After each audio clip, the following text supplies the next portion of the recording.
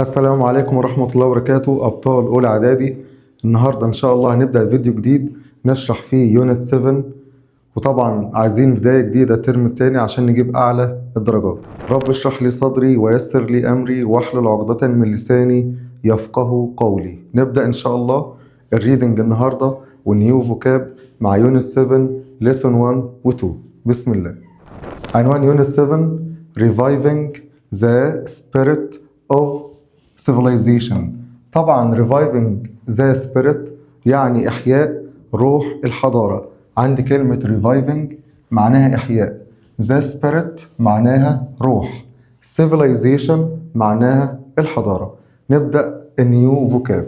طبعا لازم نقرأ الريدنج ونقرأ الكلمات كويس بحيث ان احنا نقدر نحفظ الكلمات بشكل جميل. اول حاجة عندي كلمة بريد. كلمة بريد، طبعا بريد معناها موكب او عرض احتفالي. كلمة بريد معناها موكب او عرض احتفالي. رويال، رويال، كلمة رويال ملكي. كلمة رويال ملكي. طبعا عندي كلمة مامز معناها مومياوات. طبعا مامز مفردها مامي، هنا ضفت الاي اس، كان اصلها واي وحذفت الواي وضفت اي اي اس عشان اخليها جمع بلورال. سيرمونيز، سيرمونيز، كلمة سيرمونيز معناها مراسم او طقوس. كلمة سيرمونيز معناها مراسم او طقوس. بيري، بيري، طبعا بيري معناها يدفن. بيري معناها يدفن. الباست منها الماضي منها بحذف الواي واضيف اي اي دي. بحذف الواي واضيف اي اي دي. ويتنس، ويتنس، كلمة ويتنس معناها يشهد. كلمة ويتنس معناها يشهد او يشاهد او يرى شيء ما. وبرضه ممكن تيجي نون بمعنى شاهد، تيجي اسم بمعنى شاهد. مثلا شاهد اللي هو الشخص اللي شهد على شيء او رأى حادث معين او موقف معين. فيكل، فيكل، طبعا هنا الاتش سايلنت، هنا الاتش سايلنت. طبعا فيكل معناها ايه؟ مركبة. المقصود بالمركبة هي اي وسيلة مواصلات بنركبها، زي مثلا الباص مثلا او ترين قطار، ده بنقول عليها فيكل، بنقول عليها فيكل. يبقى كلمة فيكل معناها مركبة. كاستيومز، كاستيومز، كاستيومز، كلمة كاستيومز معناها أزياء خاصة. كلمة كاستيومز معناها أزياء خاصة. بريزيرف، بريزيرف، بريزيرف، طبعا هنا نطقت الاس ذا، نطقت الاس هنا ذا. بريزيرف معناها يحفظ أو يصون. جراند، كلمة جراند معناها كبير أو مهيب. كلمة جراند معناها كبير أو مهيب، زي ما هناخد مع بعض إن شاء الله الإيجيبشن، الإيجيبشن ميوزيوم أو الجراند إيجيبشن ميوزيوم، المتحف المصري الكبير. إكسبرت، إكسبرت، إكسبرت، طبعا إكسبرت معناها خبير وبيجي معاها حرف جر إن أو آت، طبعا بمعنى خبير فيه. مثلا I am an expert in science، أنا خبير في إيه؟ في العلوم. I am an expert at technology، أنا خبير في التكنولوجيا. يبقى هنا عندي كلمة expert بيجي معاها حرف الجر in أو at. ancestors، ancestors، ancestors، معناها أجداد أو أسلاف، اللي هم أجدادنا أو الأسلاف بتوعنا، زي مثلا أجدادنا الإيه؟ الفراعنة، زي ما هنتعرف. ندخل بعد كده على الكويز الجميل الصغير ده، نحله مع بعض عشان نقدر نتدرب عليه. عندي هنا witness، قلنا كلمة witness معناها يشهد. كلمة witness معناها يشهد. ancestors، ancestors، قلنا ancestors معناها أجداد أو أسلاف. royal، royal، ملكي. berry، berry، berry معناها يدفن. number 1. The A family lives in a big beautiful palace. الأسرة ال A lives، يعني ايه lives؟ بتعيش in a big beautiful palace. كلمة palace دي معناها قصر، بتعيش في قصر جميل. مين اللي بيعيش في قصر جميل؟ أكيد royal. يبقى number 1 رويال. طبعا قلنا كلمة رويال معناها ملكي. نمبر 2 many people came to the historic event. كثير من الناس أتت لكي الحدث التاريخي. كلمة historic event معناها حدث تاريخي، يبقى أكيد تشهد اللي هي witness. يبقى نمبر 2 witness بمعنى يشهد. نمبر 3 our lived thousands of years ago. عاشوا منذ آلاف السنوات. طبعا أكيد ancestors. قلنا كلمة ancestors معناها أجداد أو أسلاف. نتابع يلا مع بعض كلمات lesson 1. square. square كلمة square معناها ميدان. كلمة square معناها ميدان. crowds. crowds حشود أو تجمعات. طبعا مقصود بيها تجمع بعض الناس في مكان، ده اسمه حشد، اسمه crowd. اسمه crowd. طبعا جمعها crowds حشود أو تجمعات. gather.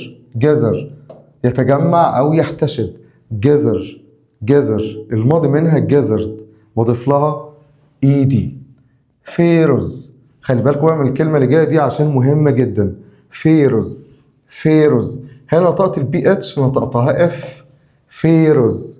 pharaohs طبعا pharaohs معناها الفراعنة. pharaohs. performer. performer كلمة performer معناها مؤدي. الشخص اللي بيؤدي مثلا في فرقة أو أي عرض ده اسمه performer. جاية من الفيرب perform.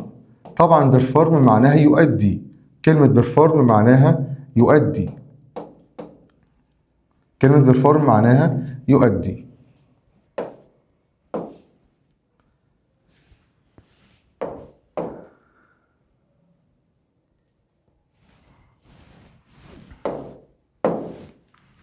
security. security طبعا security معناها آمن. route. طبعا route معناها طريق. route معناها طريق. soldiers. soldiers كلمة soldiers معناها جنود. soldiers. soldiers. restore. restore طبعا restore معناها يرمم أو يسترد. restore معناها يرمم أو يسترد. يعني الشخص مثلا بيرمم مثلا، يعني بيعدل مكان تم هدمه مثلا أو حصل فيه بعض التشوهات مثلا، ده معناها يرمم، يعني بيعيد بناء هذا الشيء. restore. restore. honor. honor كلمة honor معناها يكرم أو يحيي. كلمة honor معناها يكرم أو يحيي. طبعا هنا الاتش silent. الاتش هنا silent. glorious. glorious معناها عظيم أو عريق. glorious معناها عظيم أو عريق. pride. pride فخر. كلمة pride فخر. لما يكون الشخص عنده فخر مثلا بتاريخ أجداده وجاي منها مثلا الصفة proud. كلمة proud معناها فخور. proud معناها فخور، بس طبعا pride noun إنما proud adjective. heritage. heritage كلمة heritage معناها تراث. heritage معناها تراث، يعني الأشياء اللي أجدادنا أو أسلافنا تركوها لينا من بعدهم، دي حاجة اسمها heritage. heritage معناها تراث. listen to. strict. strict. strict معناها صارم أو حازم. strict معناها صارم أو حازم. archaeologists. archaeologists. archaeologists هنا السي اتش، هنا السي اتش هنطقها كي، هنا السي اتش هنطقها كي. archaeologists. archaeologists اللي هم علماء الآثار. historical. historical كلمة historical معناها تاريخي. طبعا دي adjective هي صفة جاية من كلمة history. جاية من كلمة history. طبعا history معناها تاريخ، الصفة منها historical. الصفة منها historical. duty. duty طبعا duty معناها واجب. duty معناها واجب، بس مش المقصود بها الواجب اللي احنا بنعمله واجب مدرسي او الكلام ده كله، لا. واجب يعني لازم الشخص يعمل الشيء ده، حاجة مفروضة عليا لازم اعملها، ده واجب، ده اسمه duty. اسمه duty. treasures. treasures طبعا كلمة treasures معناها كنوز. treasures معناها كنوز. monuments. monuments معناها آثار. monuments معناها آثار. نبدأ دلوقتي إن شاء الله reading lesson 1 و 2. بسم الله. طبعا عندي التايتل العنوان The Pharaoh's Golden Breed. The Pharaoh's Golden Breed يعني الموكب الذهبي للفراعنة. احنا لسه قايلين دلوقتي ان كلمة فيروز معناها فراعنة. فيروز فراعنة. فيروز. جولدن طبعا ذهبي. كلمة جولدن ذهبي. بريد قلنا معناها موكب. بريد معناها موكب. on Saturday يعني في يوم السبت 3rd April الثالث من ابريل 2021. ايه اللي حصل؟ Egypt amazed the world. طبعا مصر اذهلت العالم. كلمة amaze معناها يذهل. amaze معناها يذهل. يبقى amaze معناها يذهل. طبعا البص من amazed معناها أذهلت.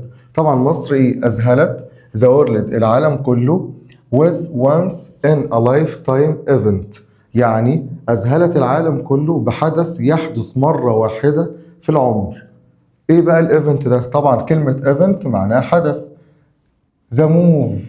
طبعا كلمة move معناها نقل.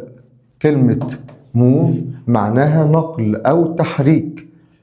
طبعا the move of 22 royal mummies يعني نقل أو تحريك حوالي 22 قطعة أو موميا ملكية. كلمة royal mummies معناها موميا ملكية. from من the Egyptian Museum من المتحف المصري. طبعا احنا عارفين ان في متحف مصري قديم ومتحف مصري جديد. طبعا هينقلوا الرويال مامز. قلنا كلمة رويال معناها طبعا ملكي. رويال ملكي. مامز معناها مومياوات. هينقلوا طبعا ال 22 قطعة أو موميا ملكية من المتحف المصري القديم in تحرير سكوير من ميدان التحرير to the National Museum للمتحف القومي of Egypt Civilization. هينقلوه من المتحف المصري اللي موجود في ميدان التحرير إلى The National Museum of Egyptian Civilization إلى المتحف القومي للحضارة المصرية. للمتحف القومي للحضارة المصرية. عندي قلنا كلمة civilization معناها حضارة. كلمة civilization معناها حضارة. The streets of Cairo يعني شوارع القاهرة. shown. الفيرب ده مهم جدا. shown. طبعا shown الماضي من shine. كلمة shine معناها يضيء. كلمة shine معناها يضيء. البث منها الماضي منها shown أضاء. with golden lights بالمصابيح الذهبية. as لأن طبعا crowds الحشود. كلمة crowds معناها حشود أو تجمعات. طبعا الحشود gathered تجمعت. to witness لكي تشهد. to witness لكي تشهد. history come alive الحقيقة لكي تشهد التاريخ ينبض بالحياة مرة أخرى. يبقى witness قلنا معناها يشهد. history التاريخ. come alive يعني ينبض بالحياة. the mummies المومياوات of great pharaohs طبعا المومياوات للفراعنة العظماء. فيروز لسه قايلين من شوية كلمة فيروز معناها فراعنة. such as مثل. such as معناها مثل. such as معناها مثل رمسيس second يعني رمسيس الثاني and queen حتشبسوت والملكة حتشبسوت. began their journey بدأوا طبعا الجيرني بتاعتهم. كلمة journey معناها رحلة. journey رحلة طويلة. through عبر the city in a grand parade طبعا بدأوا رحلتهم الطويلة في المدينة في موكب كبير. grand parade موكب كبير. جراند بريد موكب كبير. called يسمى أو يدعى the Pharaoh's golden breed. the Pharaoh's golden breed. the Pharaoh's golden breed يعني الموكب الذهبي للفراعنة. each mummy يعني كل مومياء. each mummy كل مومياء was carefully placed كانت توضع بحرص. كلمة carefully معناها بحرص. كانت توضع placed in a specially designed vehicle. طبعا كانت بتوضع في مركبة مصممة بشكل خاص. مصممة بشكل خاص. decorated ومزينة with ancient symbols. with ancient symbols يعني مزينة برموز قديمة. and protected ومحمية by security teams بفرق أمنية. بفرق أمنية. along the route. along the route يعني عبر الطريق. soldiers الجنود. musicians الموسيقيين. and performers والأشخاص اللي هم المؤديين اللي بيعملوا عروض في الموكب دول اسمهم performers. in traditional costumes بأزياء تقليدية. كلمة traditional costumes معناها أزياء تقليدية. traditional كلمة traditional معناها تقليدي وcostumes معناها أزياء. honored طبعا كرموا Egypt's glorious past يعني كرموا ماضي مصر العريق. كلمة glorious معناها عريق أو عظيم. with performances بعروض. inspired كلمة inspired معناها مستوحاة يعني تخيلوها by ancient ceremonies. by ancient ceremonies عن طريق طبعا الطقوس القديمة. كلمة ancient يعني قديم. ceremonies معناها طقوس أو مراسم. كلمة ancient ceremonies معناها طقوس قديمة. people across the world طبعا الناس عبر العالم. watched شاهدوا the event طبعا لسه قايلين كلمة event معناها حدث. event معناها حدث. live on television طبعا شاهدوا الحدث ده live يعني مباشر على التلفزيون and online وعبر الانترنت. the parade الموكب wasn't just a ceremony الموكب ده لم يكن مجرد طقوس. امال ايه؟ it was a message كان عبارة عن message رسالة to the world إلى العالم كله. ايه المسج بقى؟ that Egypt إن مصر has preserved. قلنا كلمة preserve معناها يحفظ أو يصون. يبقى المسج إن مصر قدرت اللي هي تحفظ its history التاريخ بتاعها with pride بكل فخر and must continue ويجب أن تستمر protecting طبعا protecting معناها في حماية its priceless heritage طبعا تستمر في حماية التراث الثمين for future generations من أجل future generations معناها أجيال مستقبلية. طبعا احنا لازم الريدنج نقرأه كويس ونحفظ الكلمات بتاعته عشان مهمة جدا. يا رب تكونوا استفدتوا بالريدنج والترجمة بتاعته. أتمنى لكم مستقبل جيد.